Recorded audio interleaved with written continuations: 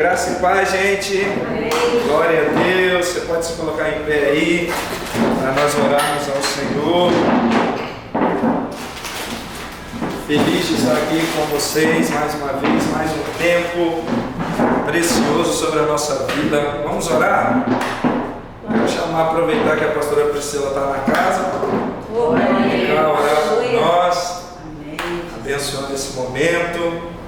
Glória a Deus, amém, gente? Amém. Vamos orar, né? Você que está aqui, você que está em casa também, aproveita esse momento para você fechar os seus olhos aí e orar junto com a gente. Senhor, nós te louvamos, ó Deus. Te louvamos, ó Pai, pela tua grandeza, a tua majestade, o teu poder, a tua soberania, Senhor, que é sobre nós, sobre a nossa casa, sobre a nossa trajetória. Deus, oramos, ó Pai, para que o Senhor cumpra com excelência o teu propósito através dessa matéria, que haja revelação, sabedoria, conhecimento da tua palavra sendo derramada sobre nós como um verdadeiro avalanche em nome de Jesus. Oramos, ó Pai, para que as mentes estejam cativas ao trono da tua graça, corações inclinados para receber a boa semente, que esse ensino venha cair numa terra fértil, Pai, que venha produzir frutos, ó Pai, para glorificar o teu nome. Abençoamos, ó Deus, a vida do pastor William, que leva o nome dele. Senhor, abençoamos a nossa casa, filhos, ó Pai, que a casa de cada um esteja debaixo do teu cuidado, que nenhum mal, Senhor, possa acessar no nome de Jesus. Assim nós oramos e o abençoamos e declaramos, ó Pai, que essa aula será uma aula do fluir da tua presença entre nós, em nome de Jesus. Amém. Amém. Amém. Glória a Deus, gente. Vamos lá então, né? A garganta não está muito legal não, mas glória a Deus, vai dar certo. Essa linha, né, tranquila, então não precisa a gente gritar muito, então a gente pode falar bem devagar, bem tranquilo, tá bom? Igual falam, né, já falaram comigo, né, que eu sou presbiteriano e a pastora Priscila é pentecostal. Falaram, então a gente vai falando de mansinho, mas vai dar tudo certo, tá bom, gente?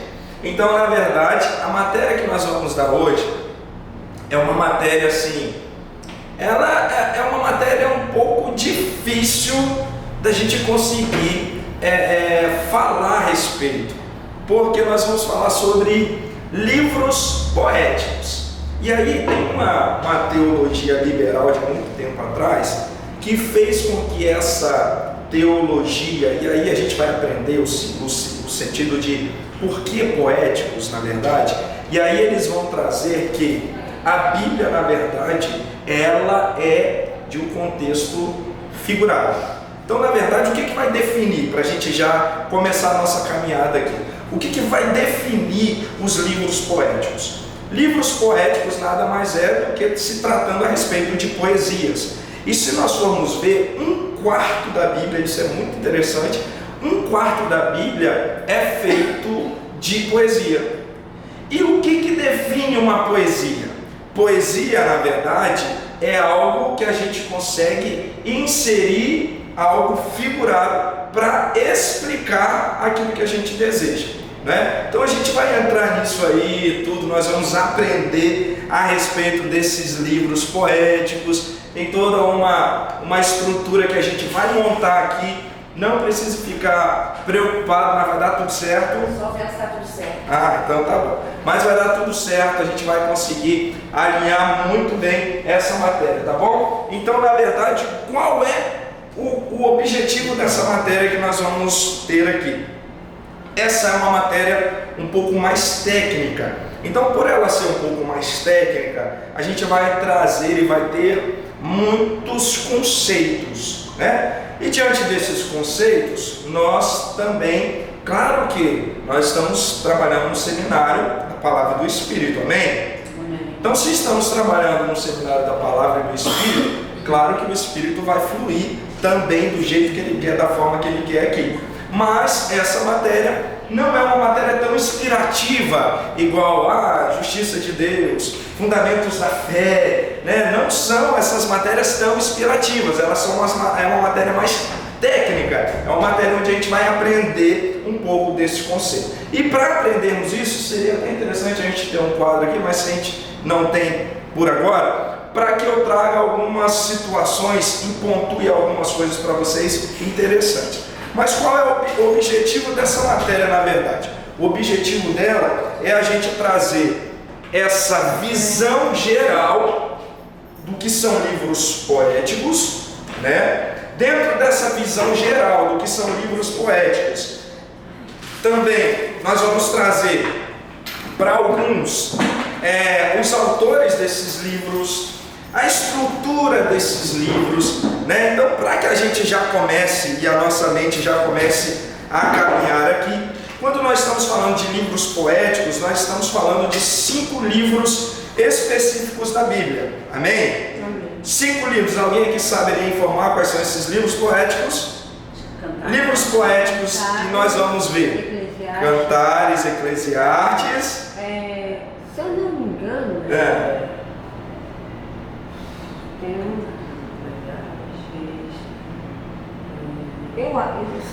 tem Salmos. Pode? Salmos. Eu não tenho Salmos e Tá. A gente vai aprender. São 5 livros poéticos que nós temos. Na verdade, não sei se Provérbios entra. Sim. Cantares, Eclesiastes, Salmos, Provérbios, falta um. Falta um. Qual que vocês acham? Não é uma questão de Mas vamos lá. O Provérbios, ele fala sobre o ensino, mas ele fala de uma forma poética. Exatamente. E é justamente isso que nós vamos entender. Todos esses livros que eu vou falar para vocês são os livros que eles tratam de uma forma poética. Eles têm uma estrutura poética. Essa estrutura através de metáfora, através de figuras de linguagem, é isso que a gente vai ver nesse contexto. Então, os 5 livros da Bíblia, que são livros poéticos, para a gente ficar gravado: Jó, Salmos, Provérbios, Eclesiastes e Cantares ou Cânticos dos Cânticos. Esses são 5 livros que são considerados poéticos. Porém, eles também têm um outro nome. Eles não são apenas chamados poéticos, mas eles também são chamados sapienciais. O que é isso, sapienciais? São livros de sabedoria. Então nós temos uma estrutura, por exemplo, de 2 livros de cânticos, que são Salmos e Cantares, e 3 livros sapienciais, que são livros de sabedoria, que é o livro de Jó, o livro de Provérbios e o livro de Eclesiastes. Esses são de sabedoria? São os livros de sabedoria. Então, nós vamos aprender a respeito dessa estrutura, né, desses 5 livros. Mas para que a gente entenda isso, a gente precisa, eu acredito que vocês já tiveram essa informação. Vocês tiveram agora, no semestre passado, livros históricos, não tiveram? Então, na verdade, para que a gente entenda aqui, nós hoje trabalhamos com o Antigo Testamento numa linguagem da Septuaginta. Quem conhece a Septuaginta aí? A Septuaginta, o que ela é? Ela é a tradução grega das escrituras hebraicas. Então, o que vai dizer o conceito histórico? Que 72 homens, mais ou menos, os sábios da época, pegaram os escritos hebraicos e eles transformaram isso para o grego e transformaram no que a gente entende hoje e que a gente lê hoje, que é o Antigo Testamento. E essa estruturação que eles fizeram não é a mesma estruturação realmente que acontece com os lá no povo hebreu. A nossa estrutura hoje, ela define, e aí eu queria que vocês tivessem o quadro aqui, mas a gente não tem, para que vocês entendam aqui, ó, o nosso Antigo Testamento, ele está aqui, ó, a gente tem o Pentateuco, vocês já tiveram aula de Pentateuco? Pentateuco são os 5 primeiros livros da Bíblia, os livros escritos por Moisés, não é? Então, essa estrutura do Pentateuco, essa divisão que eu estou passando para você, é a divisão grega, da tradução grega da Bíblia, que eles trouxeram para nós, tá? Então, tem os Pentateucos, Livros históricos, vocês tiveram aula, sim ou não? Sim. Então, para afirmar aí os livros históricos, quais são os livros históricos? Vamos lá, deixa eu falar com você. Nós temos 12 livros históricos. 5 livros pentateucos, que são os primeiros, né? Gênesis, Êxodo, Levíticos, Números e Deuteronômio. E nós temos 12 livros chamados livros históricos. São eles: Josué. A gente teve só o Pentateuco. Só o Pentateuco? É o próximo módulo. Ah, tá. Então, você vai aprender a respeito desses livros históricos. São 12 livros históricos. Quais são esses livros? Josué, Juízes, Ruth, 1 e 2 Samuel, 1 e 2 Reis, 1 e 2 Crônicas, Esdra, Neemias e Esther. Então, na verdade, os livros históricos, eles vão de Josué a Esther, tá? Esses são os livros que a Septuaginta, a nossa estrutura de Bíblia hoje, nós temos como livros históricos.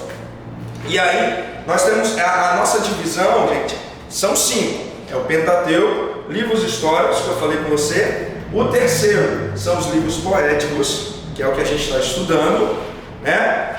Livros poéticos são aqueles 5 que eu falei com você: Jó, Salmos, Provérbios, Eclesiastes e Cânticos dos Cânticos.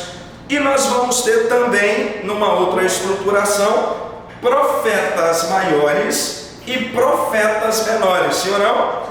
Profetas maiores, nós temos 5 livros, você já percebeu? Nós temos 5 livros de profetas maiores, porém nós só temos 4 autores. Interessante, né? Por quê? Porque 2 desses livros foram escritos pela mesma pessoa. Quem sabe quem escreveu 2 livros dos profetas maiores? Nós temos o livro de Jeremias e temos o livro de Lamentações de Jeremias, não é isso? Então Jeremias, na verdade, ele acaba escrevendo 2 desses livros dos profetas maiores. E profetas maiores não é porque esse livro é mais ou menos importante do que nenhum outro, tá? É por causa da estrutura dele que ficou uma estrutura maior, ou seja, ele tem mais capítulos, né? Então ele foi designado como livro de profetas maiores. Quais são esses livros? Isaías, Jeremias, Ezequiel, Lamentações de Jeremias e Daniel. Esses são os 5 livros ou dos profetas maiores, sendo 4 profetas, tá bom? Jeremias, Isaías, Ezequiel e Daniel, ok? E temos também os profetas menores. Os profetas menores são 12 profetas, 12 livros que a Bíblia vai trazer para nós, que vão formar essa estrutura do Antigo Testamento que eu estou trazendo para você. Por que, pastor, você está trazendo isso para a gente? Porque a gente precisa ter esse conhecimento de como funciona essa estrutura que nós vivenciamos hoje e precisamos também ter um entendimento de como essa estrutura hebraica também funciona. Porque diferente de toda essa estrutura que eu estou passando aqui para você, os hebreus, a estrutura deles é totalmente diferente. A estrutura dos hebreus funciona assim, ó. O Antigo Testamento para os hebreus, o nome dele é Tanar. Antigo Testamento chama-se Tanar para os hebreus, não é? A gente chama de Antigo Testamento. Tem algumas pessoas, e aí eu não vou entrar nesse mérito, porque senão a gente, né? Mas tem algumas pessoas que falam assim: não pode falar velho, porque a palavra de Deus não é velha, tal. Então se utiliza o Antigo Testamento, tá? Isso são alguns teólogos aí que vêm trazendo essas informações, mas nada que vá modificar o conteúdo da palavra. Mas no hebraico, na verdade, Antigo Testamento é o Tanar. E aí, quantos livros? E aí pergunta para a seminarista de segundo ano: quantos livros tem o Antigo Testamento? Quantos livros tem o Antigo Testamento? 39. 39 livros tem o Antigo Testamento. Na estrutura, e aí fique bem claro isso, na estrutura que eu falei com vocês do Septuaginta, na estrutura grega que nós temos hoje, naquela divisão de 5 livros lá, né, que eu falei, livros Pentateuco, históricos, Nessa divisão nós temos 39 livros. Porém, quando nós vamos para a estrutura hebraica do Velho Testamento, nós vamos ver que eles não têm 39. Eles têm uma quantidade menor. Por quê? Porque tem algumas coisas que nós inserimos, por exemplo, 1 Samuel, 2 Samuel, 1 Reis, 2 Reis. Eles não classificam isso. Já é Samuel e é Reis. Então, diante dessa estrutura hebraica, para eles, o livro deles, que é até atual, tem 36 livros, tá bom? E só que tem uma divisão para os hebreus que é muito pertinente para que a gente saiba. Porque diferente da nossa, que veio do grego, que são 5, eles dividem o Antigo Testamento em 3. Que é a Torá. Quem já ouviu falar na Torá? Torá também é o Pentateuco, que são os 5 primeiros livros da Bíblia. Depois, eles vão dividir em Neviim. O que é isso, pastor, que você está dizendo? Neviim são profetas. E aí é onde eles inserem os livros proféticos, que nós definimos como profetas maiores, profetas menores.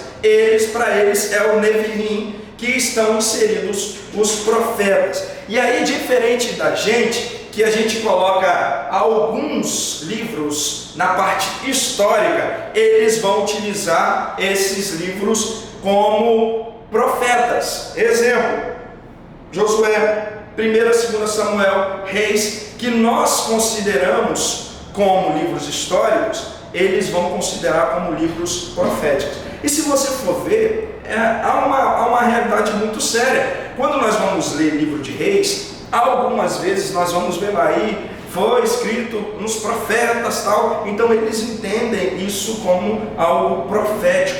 Então Josué, por exemplo, que a gente classifica como histórico, para eles a parte também profética. E aí, Neviim, que são profetas, e a terceira que eles utilizam é o Ketuvim, ou Keturim, que são os escritos. E aí tem aquela história assim: tudo que não é Neviim nem Torá, joga no Keturim, que vai dar certo. O resto vai tudo lá no Keturim. E aí esses livros que nós estamos, para nós, são livros poéticos. Esses livros para eles são considerados livros escritos, tá? Então, dentro desses livros escritos ainda, os 5 livros que nós vamos estudar, se tiver correndo, vocês falam, tá? Esses 5 livros que nós vamos estudar, dentro do Keturim, ele ainda tem 2 divisões. Isso tudo lá do povo hebreu, tá, gente?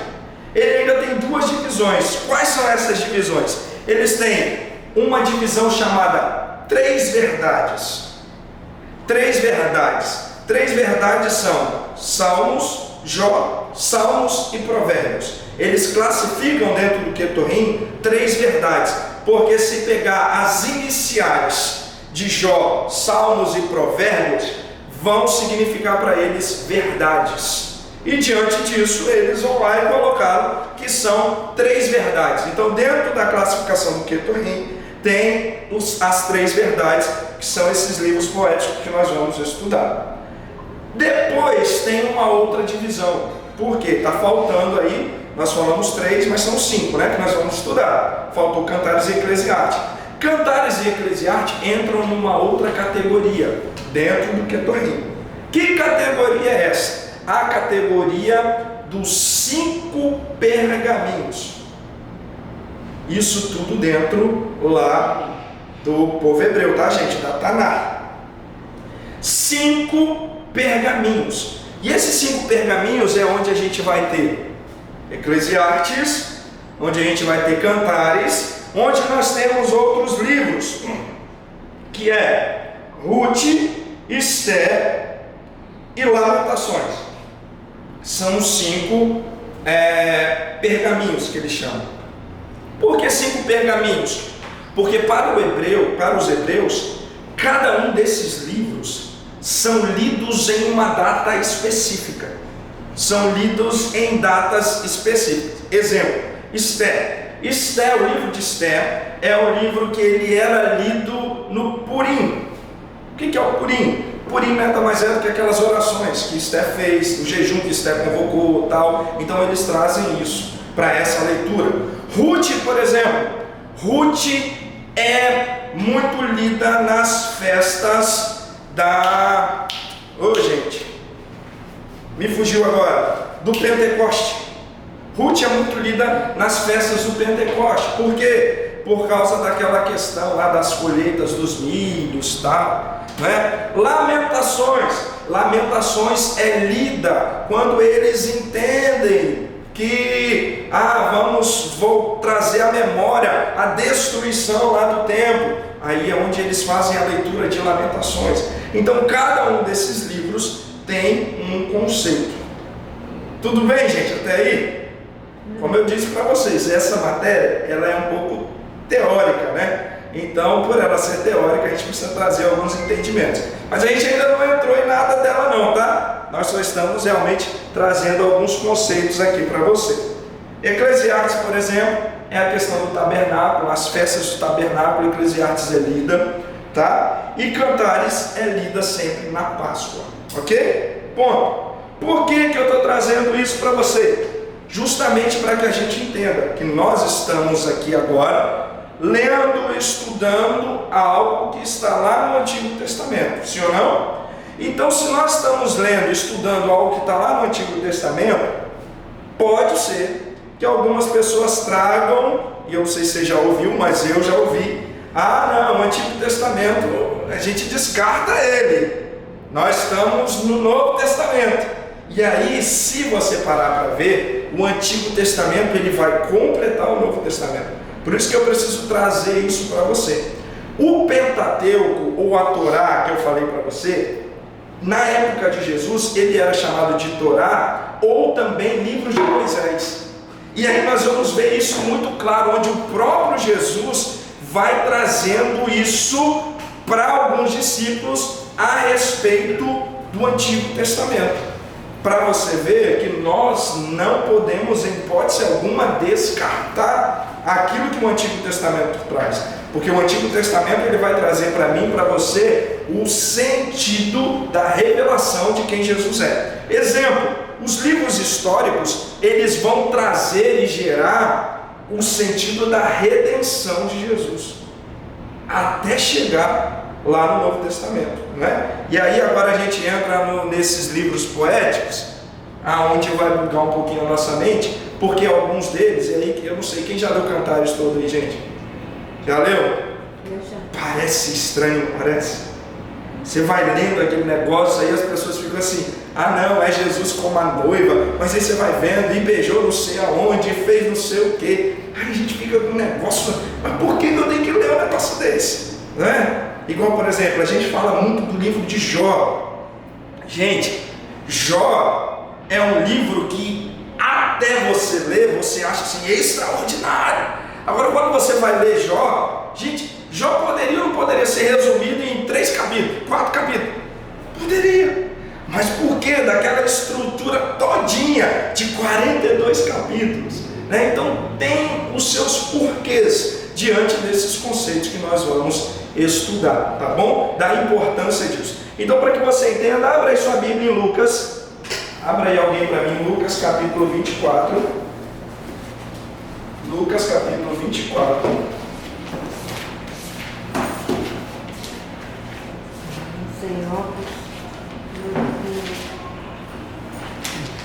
Lucas capítulo 24, nós vamos ler 25 a 27.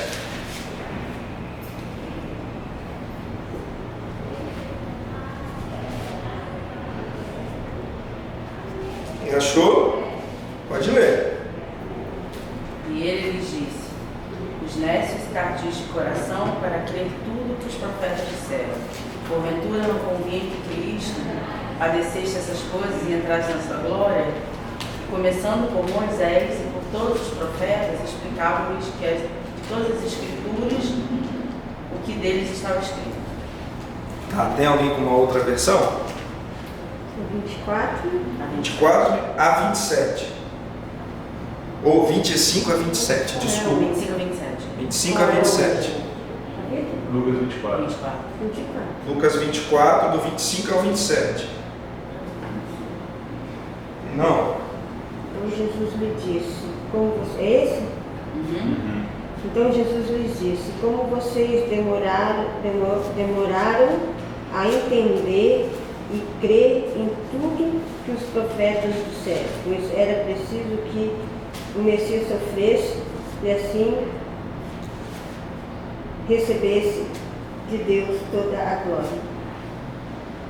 E começou a explicar tudo, as passagens das Escrituras Sagradas que falavam dele, iniciando com os livros de Moisés e os escribas de todos os profetas.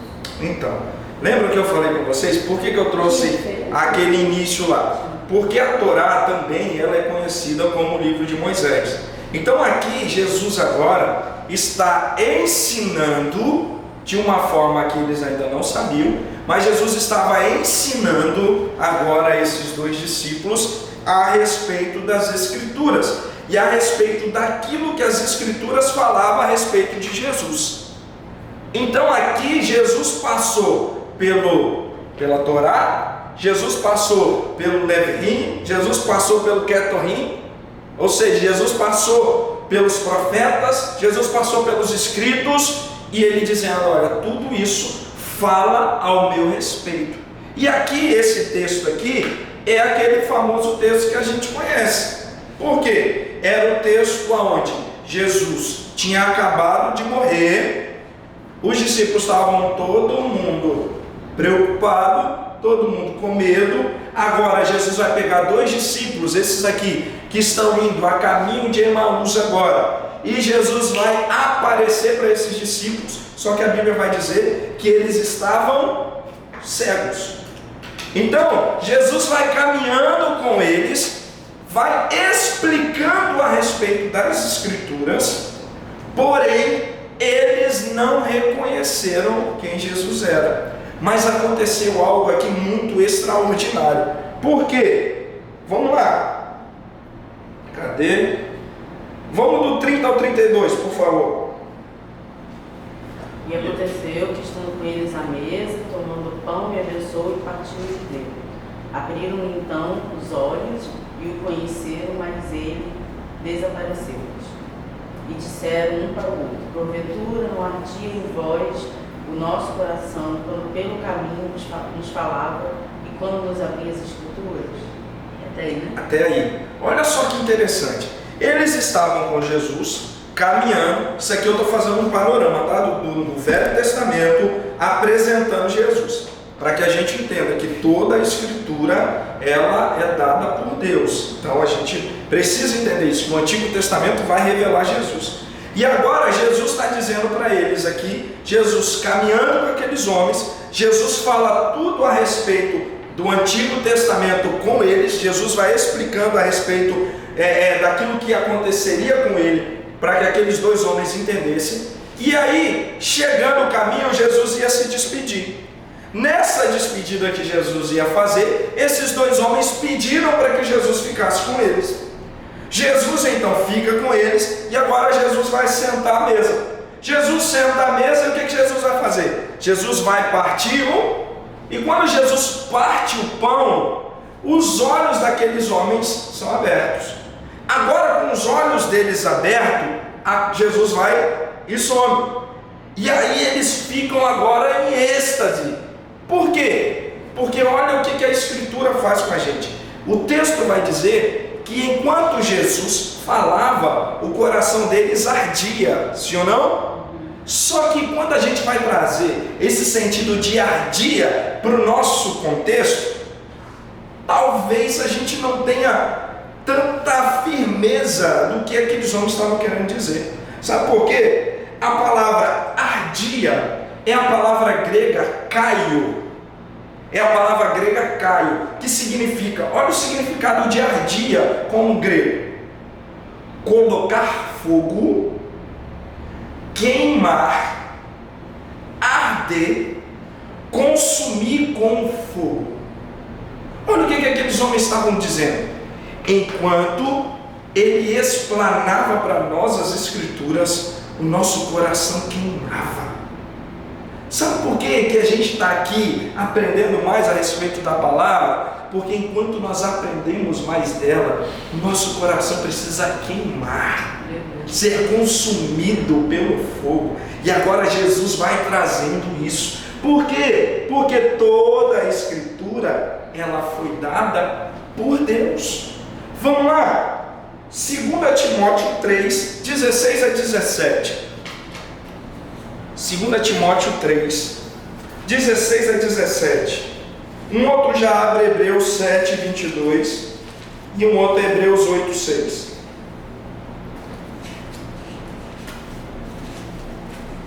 Toda a Escritura é inspirada por Deus e é útil para o ensino, para a repreensão e para a correção, para a educação na justiça, a fim de que o homem de Deus seja perfeito e perfeitamente habilitado para toda boa obra. Olha só que coisa poderosa. Toda a Escritura é divinamente inspirada por Deus. Está falando aqui que só o Novo Testamento que é inspirado por Deus? Está falando aqui que são alguns livros que são inspirados por Deus? Ele está dizendo algo muito sério. Ele está dizendo que toda a Escritura é inspirada por Deus. Então nós estamos estudando agora. Por que nós estamos estudando os livros poéticos? Justamente porque toda a Escritura ela é inspirada por Deus para gerar em nós algo. E qual é esse algo que vai gerar em nós aqui? O texto está dizendo, para o homem de Deus seja apto e plenamente preparado para toda boa obra.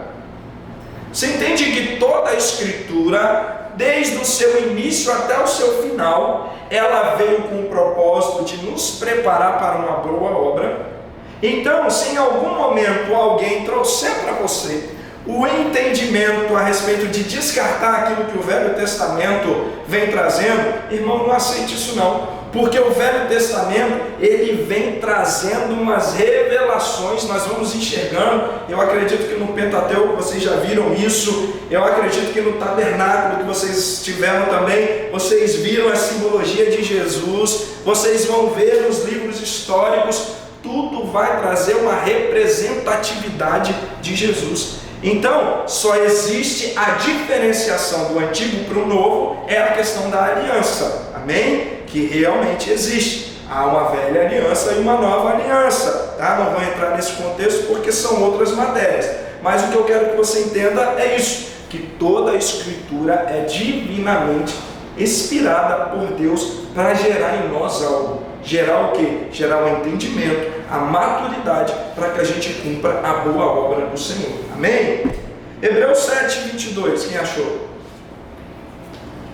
Hebreus 7, 22 e outro Hebreus 8, 6. De tanto melhor aliança, Jesus foi feito fiador. Agora, Hebreus 8, 6. Agora, com efeito, obteve Jesus ministério, tanto mais excelência, quanto é ele também, mediador do superior aliança instituída com base em superiores promessas. É isso aí. Então a única coisa que vai nos diferenciar aqui agora é a questão da aliança. É a velha aliança que nós temos no Antigo Testamento e a nova aliança agora em Jesus. Ou seja, o Velho Testamento vem trazendo o entendimento a respeito da revelação do Messias. O Antigo Testamento, o Novo Testamento tem o cumprimento do Messias e toda a salvação que nós temos disponível. Amém, gente? Até aqui está tudo tranquilo? Sim. Amém? Então tá bom. Vamos lá então. Livros poéticos. E aqui é umas coisas um pouco mais teóricas que a gente tem que falar, tal, mas daqui a pouco, quando a gente entrar nos livros, a gente vai conseguir desenvolver um pouco mais.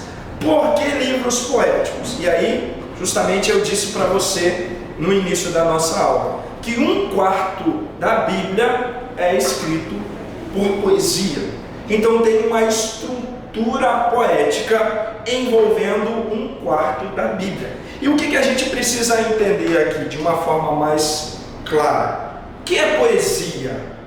Alguém consegue definir o que é poesia? Poesia é como se fosse. saberia usar palavras para... Tá. Tem entendimento, mas né? Difícil de falar. A poesia, o que é a poesia? A poesia é algo sentimento, sim ou não? Isso. A poesia é algo que vai gerar no homem, vai sair do homem sentimentos que ele vai expressar isso através de palavras, não é?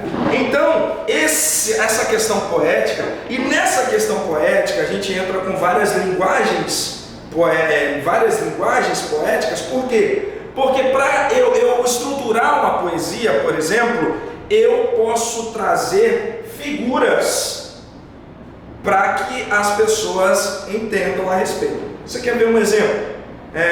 Deixa eu ver aqui um exemplo aqui que eu anotei aqui. O tempo, um exemplo. O tempo corre como um rio. Pensa comigo agora. Sim. O tempo Corre como rio. corre como um rio. O tempo corre como um rio? Você entende? O tempo não corre como um rio, mas eu usei o sentido figurado, eu usei metáforas. Para quê? Para que a gente consiga compreender que o tempo está passando rápido, sim ou não? Então, na verdade, muitos desses livros poéticos é isso que nós vamos entender. Exemplo, para que a gente consiga trazer através de metáforas. Quando você lê o Salmo 23 e você lê assim: o Senhor é o meu pastor, nada me faltará. O que vem na sua mente quando diz que o Senhor é seu pastor? Eu duvido se você não pensa num pastor cuidando de ovelhas lá num pasto. Sim ou não, gente? Não é só eu que viajo assim. Não é? Por quê? Olha só os salmos. A gente está falando de poesia. Olha o que os salmos vêm expressar para nós através de metáforas, através de uma figura de linguagem. Ele agora vai expressando isso para a gente, mas a gente consegue entender, sim ou não? Sim. Exemplo, para que a gente consiga fomentar aqui a nossa estrutura. Provérbios tem um texto que vai dizer assim: vai ter uma formiga, ó preguiçoso. Quer dizer que toda vez que eu tiver com preguiça, eu vou sentar na beira de um formigueiro e vou ficar conversando com a formiga? Sim ou não? Não. Mas o que isso veio trazer? Veio trazer o sentido de que, olha, a formiga, ela trabalha em todo o tempo, porque vai chegar um tempo que ela não vai conseguir mais trabalhar. Então ela está trabalhando para armazenar aquilo que ela vai ser para ela sobreviver. O que o texto está querendo dizer para nós? Olha, você preguiçoso, arregaça suas mangas, vai trabalhar também, porque pode chegar um tempo que você não consiga mais trabalhar. É metáfora, sim ou não? Aí a gente vai ver um sentido poético, algo muito sério. Por quê? Nós vamos tratar poesia com figuras, mas também a Bíblia, além de ser um livro figurativo, ele também é um livro literal, sim ou não? Um livro literal é um livro que as coisas realmente são reais. Exemplo, quando a gente vai lá pro Novo Testamento, e a gente vai ver assim: e Jesus caminhou 3 dias até tal lugar. É figurado ou é literal? É literal, sim ou não? Porque Jesus caminhou. A gente consegue entender isso. É literal. Agora, se eu viro para você e falo assim: Jesus é o leão da tribo de Judá. É literal ou é figurado? Figurado. Você entende que Jesus não veio como um leão. Ele veio como um homem. Mas, pela questão poética que a gente está vendo aqui, ele está dizendo que Jesus é o leão, ou seja, o rei da selva, aquele animal forte e poderoso, ou seja, tudo para um âmbito de uma figura de linguagem. Então você consegue compreender o quão importante é a gente entender a respeito dos livros poéticos, porque tem muita coisa em Jó, Tem muita coisa em Salmos, tem muita coisa em Provérbios, em Cantares, em Eclesiastes, que são figuras de linguagem. E aí, quando a gente não consegue compreender isso de uma forma muito clara, a gente vai, de uma certa forma, a gente tem um grupo de pessoas que olhando isso diz assim, não, a Bíblia não é real, a Bíblia é figurada, é poética, são histórias, através de metáforas que acontecem.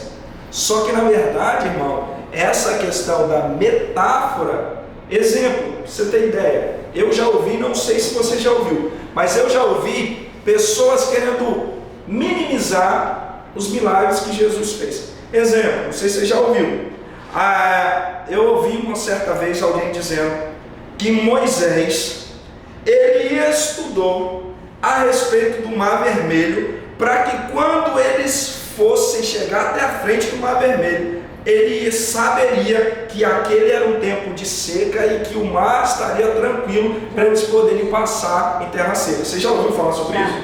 Eu já. Ou seja, eles estão querendo minimizar aquilo que Deus está fazendo. Um outro exemplo, não sei se você já ouviu sobre isso, mas eu ouvi alguém comentando que as 10 pragas que aconteceram, foi um vulcão que entrou em erupção, e quando aquele vulcão entrou em erupção, as rãs começaram a pular, e os piolhos, os gafanhotos. Então, tem muita gente tentando diminuir aquilo que a palavra vai dizer. Então, a gente precisa aqui entender algo muito sério, irmão. A Bíblia, ela é o nosso manual de fé, sim ou não? Fato isso. Porém, eu não posso menosprezar e falar que a Bíblia não tem poesia, a Bíblia não tem figura de linguagem, porque a Bíblia vai ter assuntos literais, e é literal que Jesus veio, sim ou não? É literal que Jesus veio, morreu por mim, por você, naquela cruz, e nós somos salvos por Ele. É literal, isso é fato, a gente não nega isso. Mas tem algumas coisas nos livros poéticos que a gente vai entender que eles são figuras de linguagem. E para que a gente entenda isso como figura de linguagem, a gente precisa entender a respeito da poesia. Sim ou não? Amém, gente? Amém. Até aí, tudo bem? Eu estou meio confuso. Não. Tá tranquilo? Então tá bom. Então vamos lá, então. Vamos dar sequência aqui. Figura de linguagem. Eu vou trazer só alguns exemplos aqui para você. Nossa, já está quase na hora do nosso intervalo. Eu vou trazer aqui só alguns exemplos de figura de linguagem para você, então eu vou ler aqui alguma coisa. A nossa aula, gente, grande parte dela está baseada na apostila que vocês depois vão ter, tá? Então eu dessa vez, eu foquei muito na apostila de vocês. Claro que eu peguei mais conteúdos, algumas coisas, mas se você estudar a sua apostila aí também, você vai conseguir fazer uma boa prova aí, tá? Vou ser bonzinho com vocês, vou fazer mais voltado para a apostila, então você vai ter que ler a apostila, tá bom? Então vamos lá. O que é poesia? Eu só falei e não defini o conceito, mas eu acho importante a gente ler o conceito. O que é poesia? O termo poesia vem do grego poesis e significa a arte de escrever em versos um pequeno poema, caráter do que desperta o sentimento belo, inspiração, graça. É uma das mais antigas formas pela qual o gosto literário de um povo se manifesta. A poesia tende a levar o leitor a gastar o tempo refletindo, analisando, saboreando um poema. Então, nessa poesia nós temos algumas figuras de linguagem. Tem várias, você vai ver que na sua apostila tem várias, mas eu peguei algumas específicas só para a gente entender aqui como a gente vai identificar isso dentro dos livros poéticos. A respeito das metáforas, que eu já disse para você, uma figura de linguagem que consiste na comparação implícita entre dois termos, onde um termo assume o sentido do outro devido a uma relação de semelhança. Em outras palavras, é quando usamos uma palavra ou expressão em um sentido que não é literal, mas sim figurado, tá?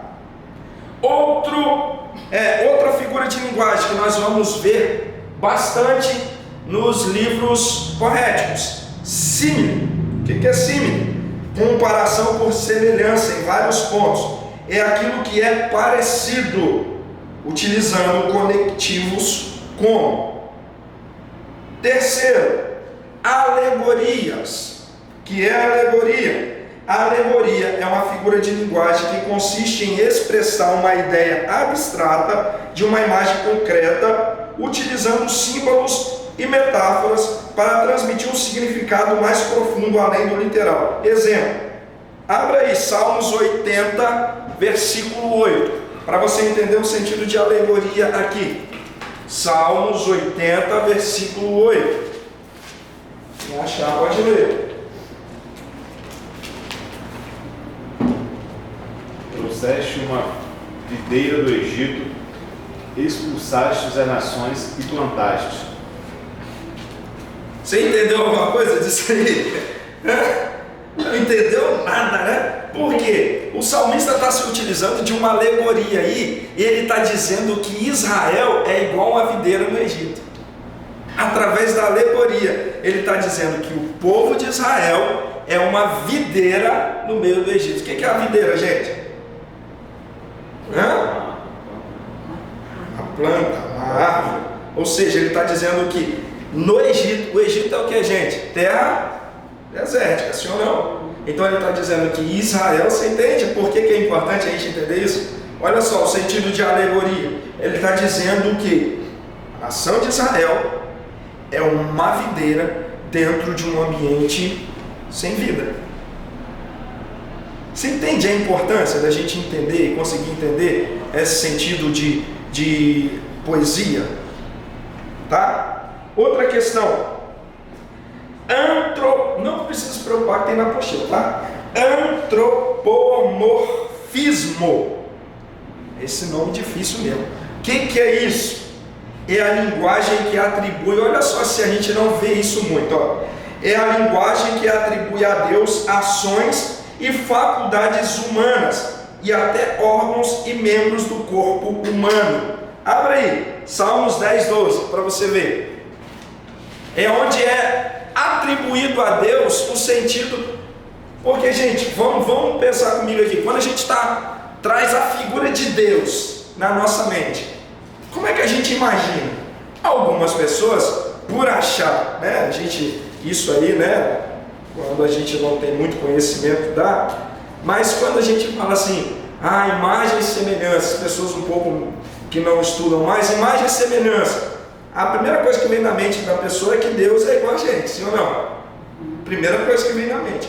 Então aqui a gente tem um antropomorfismo que ele vai trazer esse sentido dentro dos livros poéticos de algumas situações onde a pessoa o salmista está falando, é como se Deus fosse você, tá? Lê aí Salmos 10, 12, para você ver. Vem, ó Senhor Deus, e castiga essa gente mal. Não te esqueça das que estão sendo perseguidos. Só isso? O seu está mais explicativo. O meu está assim: levanta-te, Senhor.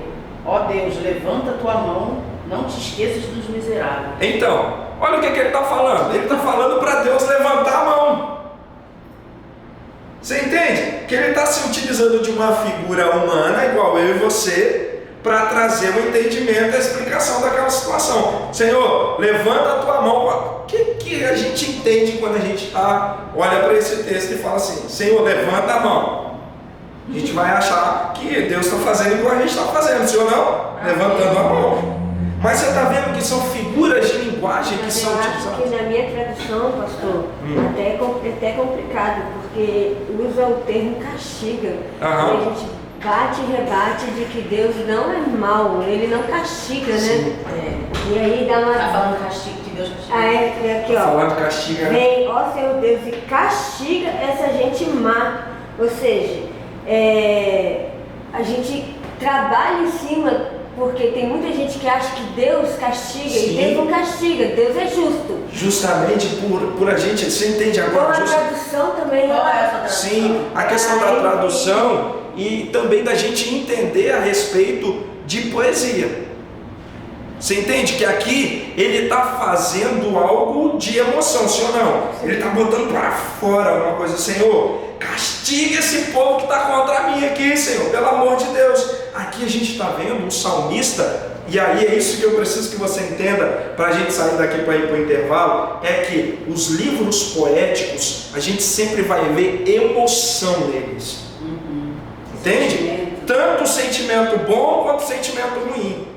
A gente vai ver lá o salmista dizendo: o Senhor é o meu pastor e nada me faltará. Depois a gente vai ver o salmista dizendo: Senhor, me livra dessa angústia, pelo amor de Deus. Ao mesmo tempo, a gente vai vendo o salmista ou os textos poéticos, ele indo flutuando em vários sentimentos ao mesmo tempo, porque é questão poética. Por isso que a gente não pode deixar de entender algumas questões que são figuras de linguagem. Não é que Deus não está falando, mas são figuras de linguagem que elas vão acrescentar e trazer talvez algum entendimento para a gente, sabe? Porque se a gente não entender assim, a gente vai ter essa percepção: ah, mas Deus é mau, Deus castiga. E a gente vê muito isso hoje, os pais ainda agindo assim com as crianças, né? Ó, se você não fizer isso aí, Deus vai te castigar, hein? A gente começa a trazer isso aí, as pessoas começam a ter medo de Deus, onde na verdade o que está sendo colocado e exposto ali é um sentimento de um autor. Ele está falando de Deus, mas ele está colocando ali um sentimento dele, algo humano. Amém? Amém. Pastor, igual no caso, então, lá em Isaías, quando ele fala que Deus mede as águas dos oceanos com as suas mãos.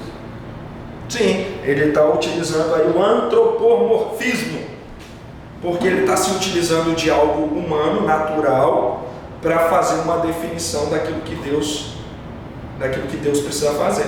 E para a gente só finalizar aqui, para a gente ir embora, que aí a gente ir para o intervalo. Antropopatia, aí já é outro que a gente vai, é só a palavra que é difícil, mas você vai entender. Antropopatia é onde a gente entra no que a Margareth estava falando, ó. Ao invés de características físicas, a Deus atribui-se sentimentos humanos e até órgãos e membros do corpo humano. Salmo 6.1, vamos lá, abre aí Salmo 6.1 para a gente entender. Depois, isso aqui é só uma introdução para a gente, tá? Senhor, não me repreendas na tua ira, nem me castigue no teu furor. Qual o sentimento que eu estou aqui? Esse sentimento de ira é sentimento de Deus? O próprio Deus diz, olha. Ele é amor? Você entende? Que aqui o salmista, ele está inserindo para trazer o sentido de que, gente, aí aqui a gente precisa ter muita sensibilidade, muita maturidade, tá? Ele está dizendo aqui no sentido de que, peraí, Senhor, não me castiga na tua ira. Ele está dizendo assim: Senhor, quando eu errar, quando eu pecar, igual o salmista disse: Senhor, não retire de mim a tua mão. Ele está querendo dizer isso: Senhor, quando eu errar, tenha misericórdia de mim.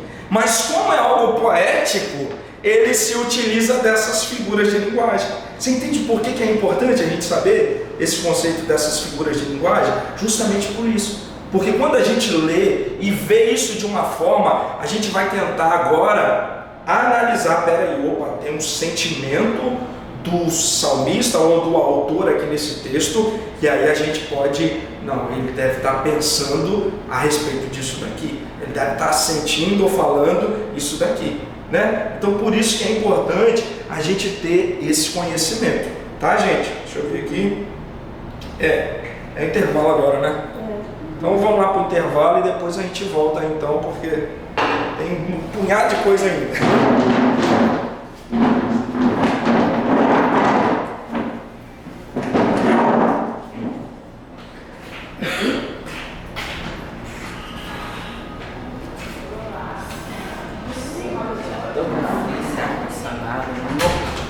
Vamos botar aí mais. Tá comigo, pastor?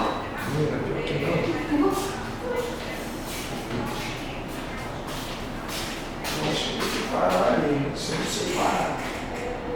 Falar por aqui, vai ter que parar.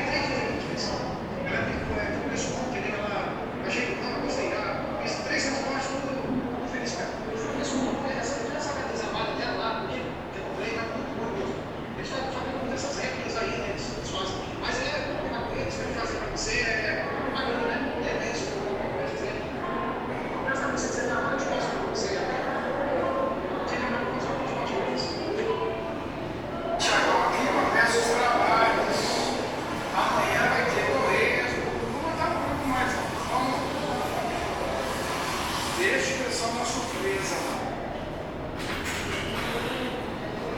Homem. E aí, varão de Deus? Como é que você tá? Firme e forte? Firme e forte.